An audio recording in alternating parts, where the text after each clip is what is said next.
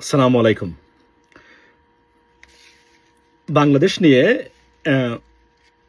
আপনার অসুস্থ রাজনৈতিক ব্যবস্থার, অসুস্থ রাজনীতিবিদদের আস্ফালন। এখন শুনি যে কেউ ফ্যাসিস্টদেরকে নিয়েও এক হওয়ার জন্য আহ্বান জানিয়েছেন, মোকাবেলা করবেন আপনারা। মুখে হ্যাঁ, অন্তরে না। তবে আপনাদেরকে একটা বার্তা দিতে চাই, হ্যাঁ মানেই বাংলাদেশ, হ্যাঁ মানে আপনার সন্তানকে এই দূষিত অপদার্থ রাজনীতিবিদদের শোষণ থেকে মুক্তির একমাত্র পথ। 1971 পরে 54 বছরে এই গোল্ডেন অপরচুনিটি আপনার সামনে। এটাকে কিভাবে ব্যবহার করবেন আপনার উপরে। অনেকেই মিসগাইডেড, অনেকেই এখন পর্যন্ত এই বার্তাটাই ঠিকমতো পাচ্ছেন না যে আসলে হা দিলে কি হবে।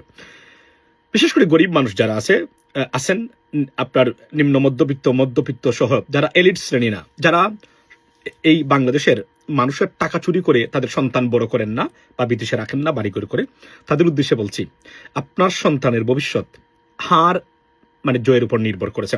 যদি না জিতে, যেটা হবে সেটা হলো আপনার সন্তানকে আপনি যেভাবে এই দুর্বৃত্তায়িত, এই অসুস্থ ডিসফাংশনাল রাজনীতিবিদদের হাতে জিম্মি, আপনার সন্তানও জিম্মি হবে।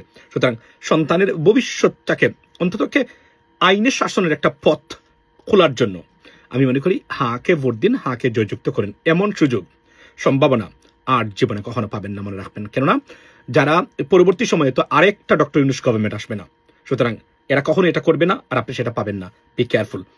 হাতে ভোট দিন আপনার সন্তানের ভবিষ্যৎটাকে এই দূষিত বিভিন্ন দেশের এই জন্য দালালদের কাছ থেকে এবং এই সীমাহীন করাপ্টেড বা দুর্নীতিগ্রস্ত এই রাজনীতিবিদ এবং রাজনৈতিক ব্যবস্থা থেকে মুক্তি দিন।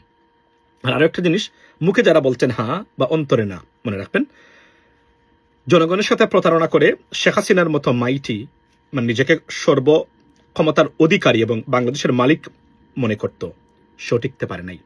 অস্তিত্বহীনতার মধ্য দিয়ে তাকে দেশ ছাড়তে হয়েছে।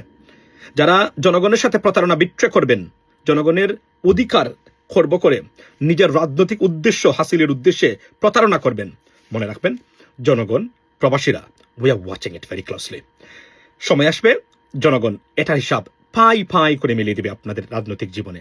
অনেকের ভারত আছে, অনেকের আবার কোনো কিছুই নাই। সেই জায়গাটা জনগণের সাথে এই প্রতারণা করে, মনে রাখবেন যখন ধরা খাবেন কোথায় যাবেন সেটা হবে ঠিক করে নেবেন।